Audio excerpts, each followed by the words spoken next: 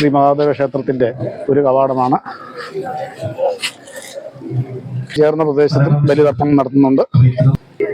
ശ്രീ ശ്വേതവരാഹ കൽപ്പാവസുനാമ സംവത്സരേ ദക്ഷിണായനേ വർഷഋതു ഗുരുവാസരയുക്തായ അമാവാസി പുണ്യകാലേ ഏവം ഗുണ വിശേഷേണ വിശിഷ്ട.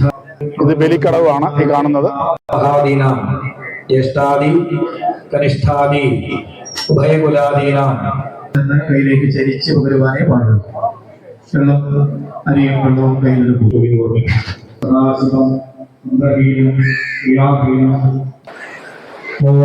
കൈയെടുത്ത് 3 പ്രാവശ്യം കഴിയും. വെറുതെ ബലിതർപ്പണം നടത്തിയ മനസ്സുകൾ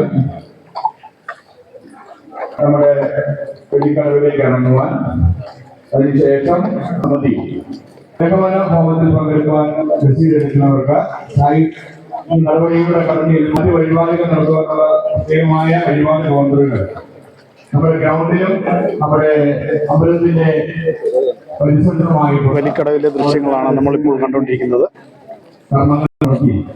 പങ്കെടുത്ത മുഴുവൻ മനസ്സുകൾ നിങ്ങളുടെ ലക്ഷ്യം പൂർത്തീകരിക്കണമെന്ന് അറിയിക്കുന്നത്. ഇപ്പോൾ എത്തി വന്നുകൊണ്ടിരിക്കുന്നവരെല്ലാം, അതിനാൽ ഇപ്പോൾ ആളുകൾ നിൽക്കുന്ന ഭാഗത്തേക്ക് ബലിതർപ്പണത്തിനായിട്ട് നടത്തിയ നമ്മുടെ തർപ്പണ വസ്തുക്കളും മറ്റു ചില തർപ്പണ വസ്തുക്കളെല്ലാം വെക്കേണ്ടതാണ്.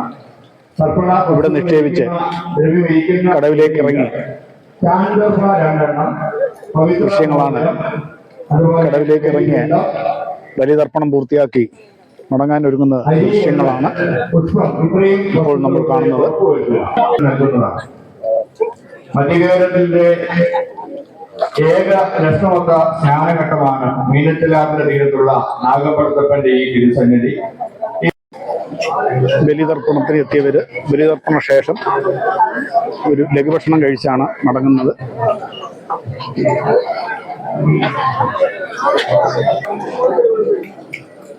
ബലിതർപ്പണം പൂർത്തിയാക്കി ശേഷം ലഘുഭക്ഷണവും കഴിച്ച് മടങ്ങുന്ന നിരയാണ് ദൃശ്യങ്ങളിൽ കാണുന്ന. തേന്മാവിന്റെ ചുവട്ടിൽ ഇരുന്നാണ് ശ്രീനാരായണ ഗുരുദേവൻ ശിവഗിരി തീർത്ഥാടനത്തിന് നൽകിയത്. ചരിത്ര സാക്ഷിയാക്കി നിർത്തിയിരിക്കുന്ന ഈ തേന്മാവാണ്. ഈ മാവിനോട് ചേർന്നിരിക്കുന്ന കിഴക്ക് വശത്തായി സ്ഥിതി ചെയ്യുന്നതാണ് ശ്രീനാരായണ ഗുരുദേവന്റെ ഗുരുമന്ദിര ക്ഷേത്രം. വെളിയിൽ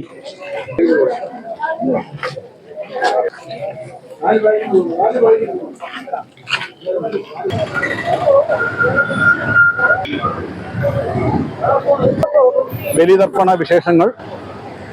വിശേഷങ്ങളുടെ വീഡിയോ ഇവിടെ പൂർണ്ണമാകുകയാണ്. മറ്റൊരു വീഡിയോയിലൂടെ നമുക്ക് വീണ്ടും കാണാം. ചാനലിലെ പരിപാടി ഇഷ്ടപ്പെടുന്ന പ്രേക്ഷകർ ലൈക്ക് ചെയ്യുക, ഷെയർ ചെയ്യുക, സബ്സ്ക്രൈബ് ചെയ്യുക. നിർബന്ധമായും ബെൽ ബട്ടൺ അമർത്തുക. നന്ദി, നമസ്കാരം.